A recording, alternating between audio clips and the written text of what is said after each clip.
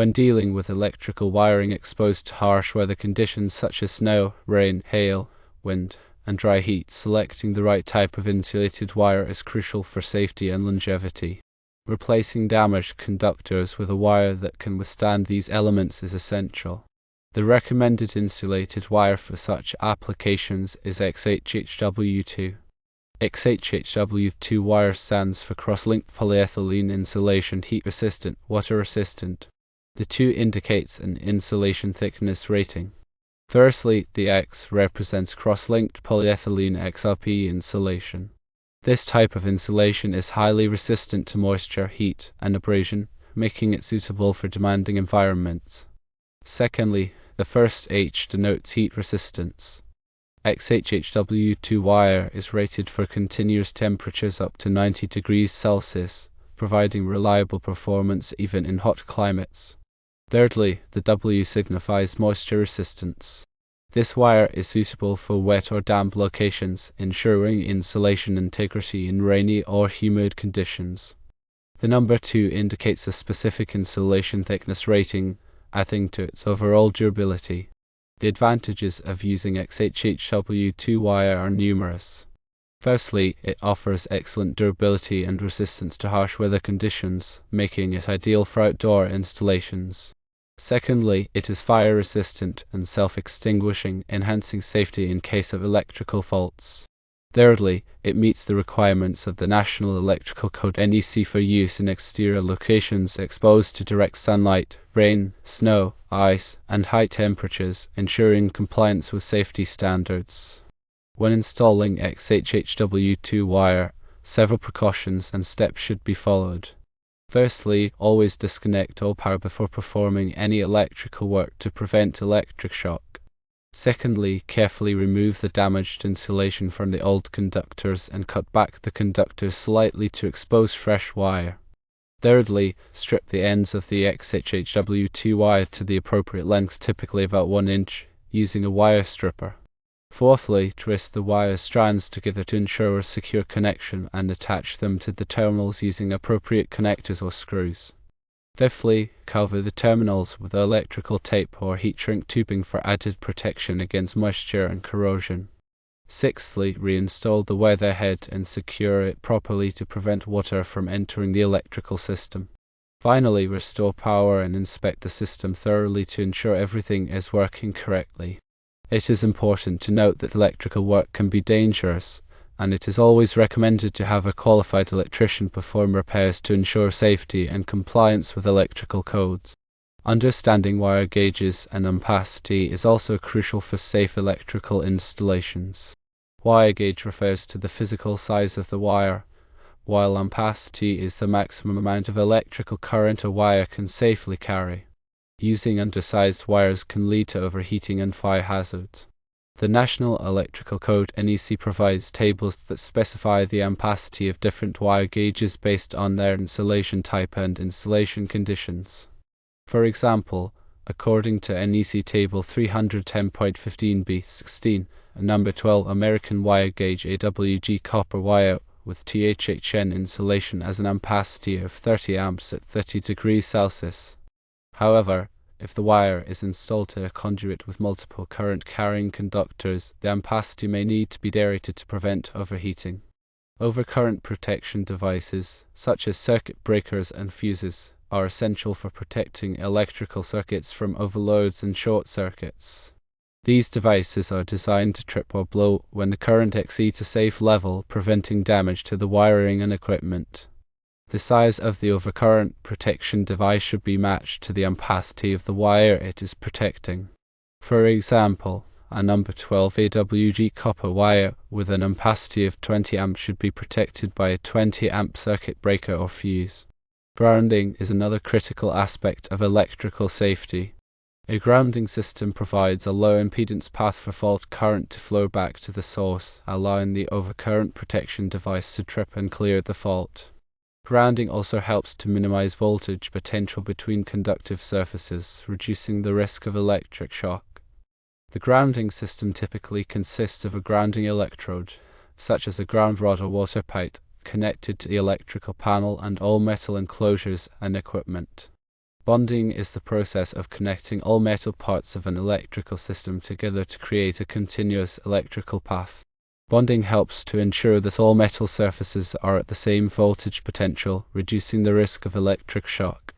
Bonding is typically accomplished by using bonding jumpers, which are short lengths of wire that connect metal enclosures, pipes, and equipment together. Surge protection devices (SPD) are designed to protect electrical equipment from voltage surges caused by lightning strikes or other transient events. SPD work by diverting the surge current to ground, preventing it from damaging sensitive electronic components. SPD are typically installed at the service entrance and at individual branch circuits to provide comprehensive surge protection. Arc fault circuit interrupters of size are a type of circuit breaker that is designed to detect arc faults, which are dangerous electrical conditions that can lead to fires. Arc faults occur when electricity jumps between two conductors, creating a spark or arc. A size work by monitoring the current waveform and detecting the unique characteristics of an arc fault. When an arc fault is detected, the FSI trips the circuit breaker, interrupting the flow of electricity and preventing a fire. Ground fault circuit interrupters (GFCIs) are another type of circuit breaker that is designed to protect people from electric shock. GFCIs work by monitoring the current flowing in the hot and neutral conductors of a circuit. If there is a difference of more than a few milliamperes between the two currents, it indicates that current is leaking to ground, which could be a sign of an electrical shock hazard. When a ground fault is detected, the GFCI trips the circuit breaker, interrupting the flow of electricity and preventing an electric shock. Electrical boxes are enclosures that protect electrical connections from damage and prevent accidental contact with live wires. Electrical boxes are typically made of metal or plastic and are available in a variety of sizes and shapes. The type of electrical box used depends on the application. For example, a junction box is used to connect multiple wires together, while a device box is used to mount switches and receptacles. Conduit is a protective tubing that is used to run electrical wires. Conduit is typically made of metal or plastic and is available in a variety of sizes and types. The type of conduit used depends on the application and the environment. For example, rigid metal conduit (R&C) is used in areas where the wiring is subject to physical damage, while electrical metallic tubing (EMT) is used in areas where the wiring is not subject to physical damage. Wiring methods refer to the way in which electrical wires are installed. There are several different wiring methods, each with its own advantages and disadvantages. Some common wiring methods include non-metallic sheath cable (NM cable), armored cable AC, and electrical metallic tubing (EMT). The choice of wiring method depends on the application, the environment, and the local electrical codes. Electrical panels, also known as breaker boxes, are the main distribution points for electricity in a building. Electrical panels contain circuit breakers that protect individual circuits from overloads and short circuits. Electrical panels are typically located in a central location in the building and are accessible for maintenance and repairs. Electrical codes are a set of regulations that govern the safe installation and maintenance of electrical systems. Electrical codes are typically adopted by local jurisdictions and are based on the National Electrical Code (NEC).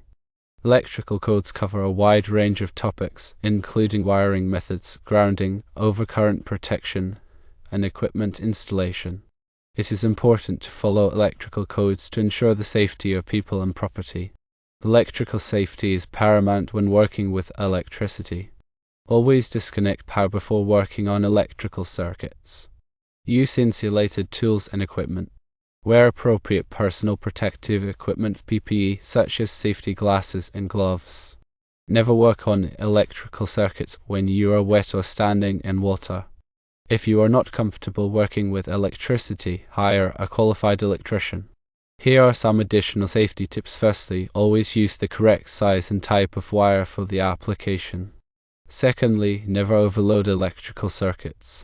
Thirdly, inspect electrical cords and plugs regularly for damage. Fourthly, replace damaged electrical cords and plugs immediately. Fifthly, keep electrical outlets and switches clean and dry. Sixthly, never use extension cords as a permanent wiring solution. Seventhly, install ground fault circuit interrupters GFCIs in wet locations, such as bathrooms and kitchens. Eighthly, test ground fault circuit interrupters GFCIs regularly.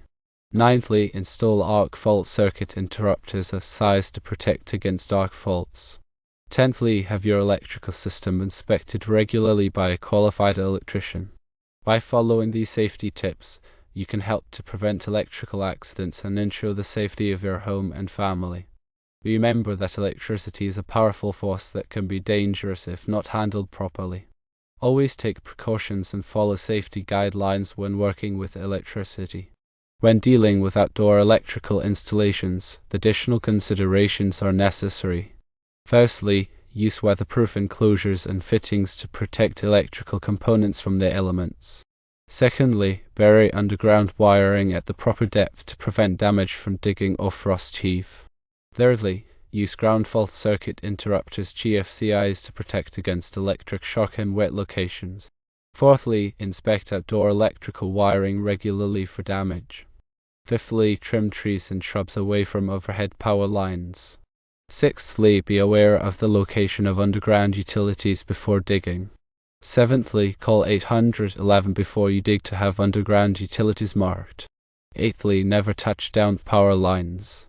Ninthly, report downed power lines to the utility company immediately. Tenthly, be prepared for power outages. XHHW 2-wire is an excellent choice for outdoor electrical installations due to its durability, weather resistance, and compliance with electrical codes. By following proper installation practices and safety guidelines, you can ensure a safe and reliable electrical system. Always consult with a qualified electrician if you have any questions or concerns about electrical work. This information is intended for educational purposes only and should not be considered a substitute for professional electrical advice. Always consult with a qualified electrician before performing any electrical work. Improper electrical work can be dangerous and may violate local electrical codes.